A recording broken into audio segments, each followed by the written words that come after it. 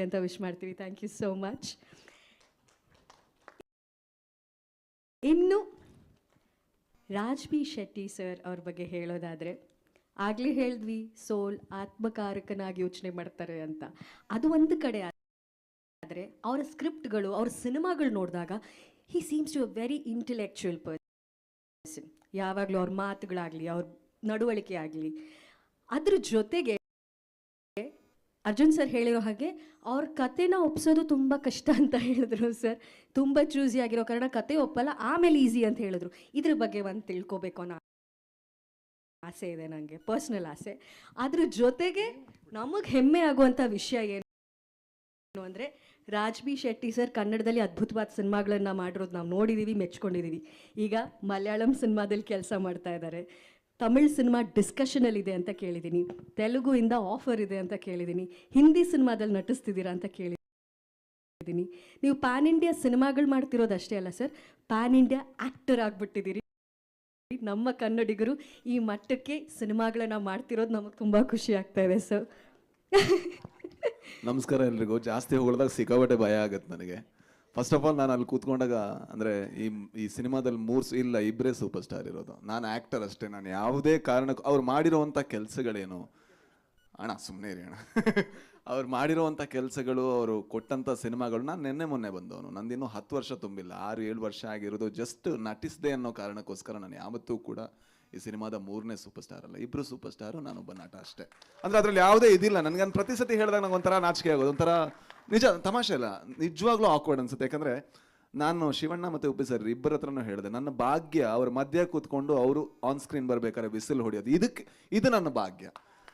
And ಇನ್ನೊಂದು actually ಒಪ್ಸೋದಕ್ಕೆ ಕಷ್ಟ. ಯಾಕೆಂದರೆ ನಾನು ಯಾವಾಗಲೂ ಒಬ್ಬ ನಿರ್ದೇಶಕನಾಗಿ ಯೋಚನೆ ಮಾಡ್ತಾ ಇರ್ತೀನಿ, ನನಗೆ ಬರಿಬೇಕು, ನಾನು ಡೈರೆಕ್ಟ್ ಮಾಡಬೇಕು ಅಂತ. ಆ್ಯಕ್ಟಿಂಗ್ ಅಂದ ತಕ್ಷಣ ನಾನು ಯಾವಾಗಲೂ ಯೋಚನೆ ಮಾಡೋದು, ಇದು ಆ್ಯಕ್ಟ್ ಮಾಡಿದ್ರೆ ಮತ್ತೆ ನಾನು ಡೈರೆಕ್ಷನಿಂದ ಎಷ್ಟು ದೂರ ಹೋಗ್ತೀನಿ ಅಂತ. ಸೊ ಅದರಿಂದ ನಾನು ಅರ್ಜುನ್ ಜನ್ಯ ಅವರನ್ನ ಎಲ್ಲ ರೀತಿಲೂ ಕನ್ವಿನ್ಸ್ ಮಾಡೋಕ್ಕೆ ಟ್ರೈ ಮಾಡಿದೆ. ಸರ್ ಯಾರಾದರೂ ಚೆನ್ನಾಗಿರೋ ಹುಡುಗನ ಹಾಕ್ಕೊಳ್ಳಿ ಅಂತ. ಆದರೆ ಇವತ್ತು ಅವ್ರು ನನ್ನನ್ನು ಒಪ್ಕೊಂಡಿದ್ದು ನನ್ನ ಭಾಗ್ಯ ಅಂತ ಅನ್ಕೋತೀನಿ. ಯಾಕಂದರೆ ಒಬ್ಬ ಕನ್ನಡಿಗನಾಗಿ ಒಂದು ಒಳ್ಳೆಯ ಕನ್ನಡ ಸಿನಿಮಾ ಬರಬೇಕು, ಆ್ಯಂಡ್ ಅದನ್ನು ನಮ್ಮವ್ರು ನೋಡಬೇಕು, ಜೊತೆಗೆ ಹೊರಗಿನವರು ನೋಡಬೇಕು, ಇದು ನಮ್ಮ ಸಿನಿಮಾ ಅಂತ ನಾವು ಎದೆ ತಟ್ಕೊಂಡು ಹೇಳಬೇಕು ಅನ್ನೋವಂಥ ಸಿನಿಮಾಗಳನ್ನು ನೋಡಬೇಕು ಅಂತ ಭಾಳ ಆಸೆಯಲ್ಲಿರುವಂಥ ಒಬ್ಬ ಪ್ರೇಕ್ಷಕ ನಾನು. ಆ್ಯಂಡ್ ನಾನು ಇವತ್ತು ಈ ಟೀಸರ್ಗಿಂತ ಮುಂಚೆ ಅರ್ಜುನ್ ಸರಿಗೆ ಫೋನ್ ಮಾಡಿ ನಾನು ಹೇಳಿದ ಒಂದೇ ವಿಷಯ, ಸರ್ ನೆಕ್ಸ್ಟ್ ಸಿನಿಮಾ ಏನಾದರೂ ಬೇರೆ ಲ್ಯಾಂಗ್ವೇಜಲ್ಲಿ ಡೈರೆಕ್ಟ್ ಮಾಡಿದ್ರೆ ನೀವು ಮತ್ತೆ ಸರಿ ಇರಲ್ಲ, ಕನ್ನಡದಲ್ಲೇ ಮಾಡಬೇಕು ಅಂತ. ಅದು ಯಾಕೆ ಹೇಳಿದೆ ಅಂದರೆ, ಅವರಲ್ಲಿ ಒಬ್ಬ ಶ್ರೇಷ್ಠ ನಿರ್ದೇಶಕನನ್ನು ನಾನು ನೋಡಿದ್ದೀನಿ. ಅಂದರೆ ಅವ್ರ ಬಗ್ಗೆ ಸ್ವಲ್ಪ ಮಾತಾಡ್ತೀನಿ. ಏನಂದರೆ, ಒಂದು ಸಿನಿಮಾದಲ್ಲಿ 60 ಪಾತ್ರ ಇದ್ದರೆ ಆ 60 ಪಾತ್ರಕ್ಕೂ ಡಬ್ಬು ಮಾಡಿ ಅದನ್ನು ಫೈನಲ್ ಮಾಡಿ ಅದಕ್ಕೆ DTS ಮಾಡಿ ಬೇರೆಯವರು ತೋರಿಸುವಂಥ ಒಬ್ಬ ಹುಚ್ಚ ಭೂಮಿ ಮೇಲಿದ್ರೆ ಅದು ಅರ್ಜುನ್ ಜನ್ಯ ಮಾತ್ರ. ಯಾಕಂದರೆ ಯಾರಿಗೂ ಸಾಧ್ಯ ಇಲ್ಲ ಸರ್, ಇಂಪಾಸಿಬಲ್. ಒಂದು ಪಾತ್ರಕ್ಕೆ ನಾವು ಡಬ್ ಮಾಡೋದ್ರೊಳಗೆ ಸುಸ್ತಾಗೋಗಿರ್ತೀವಿ. ನಾನು ಅವ್ರ ಸ್ಟುಡಿಯೋಗೆ ಹೋಗಿ ನೋಡಿದ್ರೆ ನನ್ನದೊಂದು 2 ಸೀನ್ ಬಿಟ್ಟಿದ್ರೆ ಯಾಕಂದರೆ ಜಾಸ್ತಿ ಕಿರ್ಚಿದೆ ನಾನು ಅದಕ್ಕೋಸ್ಕರ. ಬಟ್ ಎಲ್ಲ ಸೀನ್ಗಳ ಎಲ್ಲ ಪಾತ್ರಗಳು ಯಾವ ಥರ ಮಾತಾಡಬೇಕು, ಯಾವ ಟೋನಲ್ಲಿರಬೇಕು, ಇಷ್ಟು ಹುಚ್ಚು ನಾನು ನೋಡಲೇ ಇಲ್ಲ. ಜೊತೆಗೆ ಈ ಸಿನಿಮಾ ಆಗ್ತಾ ಇರಬೇಕಾದ್ರೆ ಆಗ್ತಾ ನನಗೆ ಭಯ ಆಗಕ್ಕೆ ಶುರು ಆಯಿತು. ಇದು ಚೆನ್ನಾಗಿ ಆಗ್ತಾ ಇದೆ ಗುರು, ಏನಾದರೂ ಸ್ವಲ್ಪ ಅವಸರ ಮಾಡಿದ್ರೆ ಹೆಂಗೆ ಅಂತ. ಆಮೇಲೆ ಇನ್ನೊಂದು ಲೇಯರ್ ಆ್ಯಡ್ ಆಯಿತು, ಅದು ಇನ್ನೂ ಚೆನ್ನಾಗಾಯಿತು. ಆಗ ಲಾಸ್ಟಿಗೆ ಹೇಳಿದೆ, ಸರ್ VFXಗೆ ತುಂಬ ಟೈಮ್ ಬೇಕು, ಆಯ್ತು ಸರ್ ಮಾಡೋಣ ಅಂತ. ಸಿನಿಮಾ ಹೋದ ವರ್ಷ ಮುಗ್ದಿದೆ, ಬಟ್ ಈ ವರ್ಷ ರಿಲೀಸ್ ಆಗ್ತಾ ಇದೆ. ಒಬ್ಬ ನಿರ್ದೇಶಕ ಇಷ್ಟು ತಾಳ್ಮೆಯನ್ನು ತಗೊಂಡು ಜೊತೆಗೆ ಒಬ್ಬ ನಿರ್ಮಾಪಕ ಅದಕ್ಕೆ ಬೆನ್ನೆಲುಬಾಗಿ ನಿಲ್ಲೋದು ಅಂದರೆ ಅದು ರಮೇಶ್ ರೆಡ್ಡಿ ಸರ್ ಮತ್ತು ಅರ್ಜುನ್ ಜನ್ಯ ಇವರಿಬ್ಬರ ಹಿರಿಮೆ ಅಂತ ಹೇಳ್ಬೋದು.